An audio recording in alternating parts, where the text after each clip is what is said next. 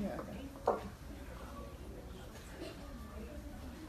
الله الرحمن الرحيم الحمد لله رب العالمين والصلاة والسلام على رسول الله وعلى آله وصحبه أجمعين رب اشرح لي صدري ويسر لي أمري واحلل عقدة من لساني يفقهوا قولي. So within days after the conquest of Mecca, so the believers were jubilant, obviously, after being persecuted and kicked out of Mecca and spending years and years in Medina. And finally, upon their return, a peaceful return to Mecca, they were joyous.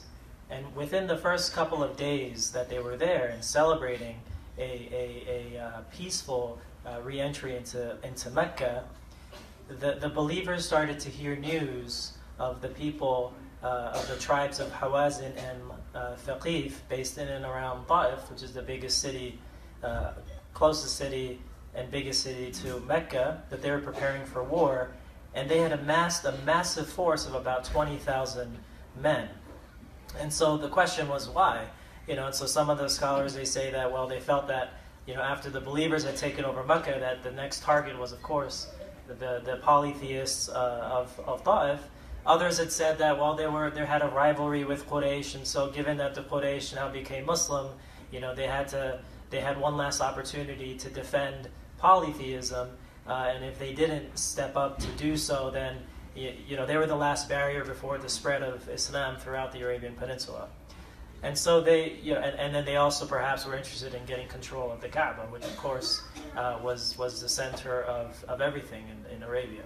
And so the chief of this group of polytheists was a young soldier. His name was Malik ibn Auf. He was 30 years old. He was young. He was overzealous. And he had this idea to encourage his troops, his 20,000 troops. He had requested and asked them, and ordered them, in fact, to bring their families and to bring all their wealth to the battle. And so they were there at the battle.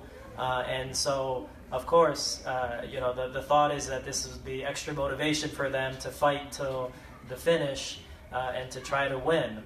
Of course, the risk is if you lose, then you lose all that, your children, your families, and your wealth.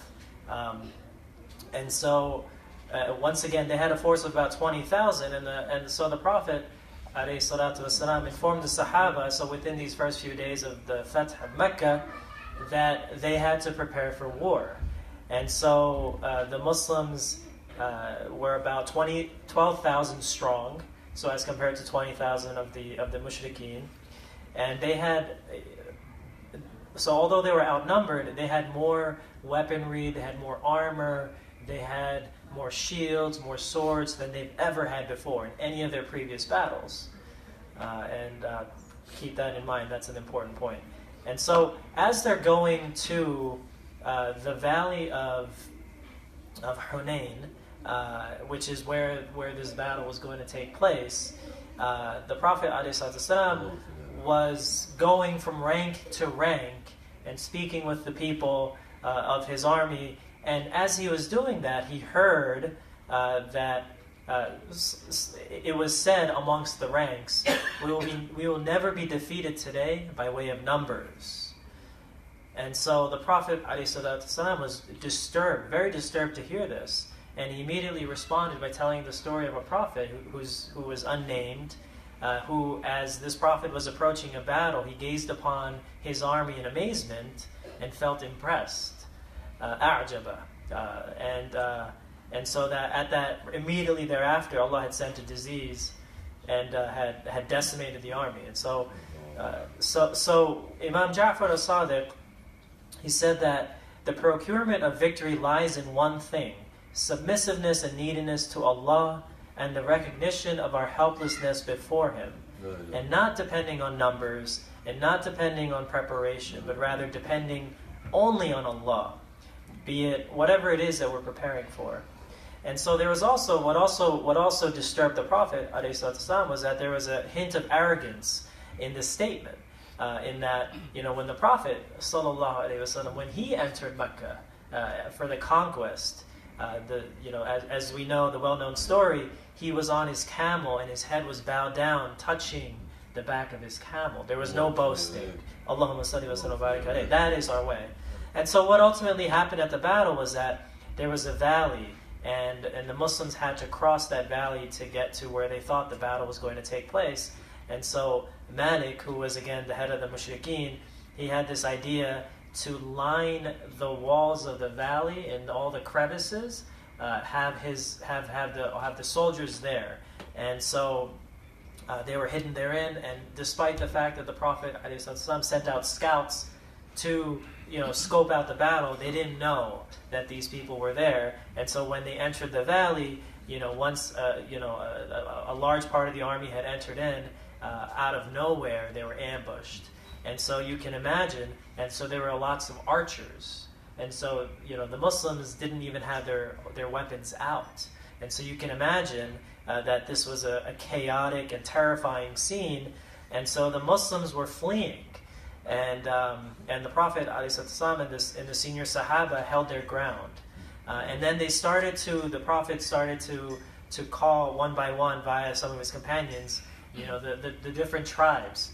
Ya Ansar, Ya Muhajirun, and calling them one by one. It was as if they woke up from fleeing from the battle, and then their response was Labbaik, at your service, Ya Rasulullah. And so they stood their ground, and then they overcame the enemy, and the Prophet ﷺ made dua, and the angels were sent down and to support the Muslims. And this is all part of this story was recounted, in fact, in the very last two ayat that Zaid recited right before this break. لَقَدْ نَصَرَكُمُ اللَّهُ فِي مَوَاطِنَ كَثِيرَةٍ وَيَوْمَ حُنَيْنٍ إِذْ أَعْجَبَتْكُمْ كَثْرَتُكُمْ فَلَمْ تُغْنِ عَنْكُمْ شَيْئًا وَضَاقَتْ عَلَيْكُمُ الْأَرْضُ بِمَا رَحُبَتْ ثُمَّ وَلَّيْتُمْ مُدْبِرِينَ.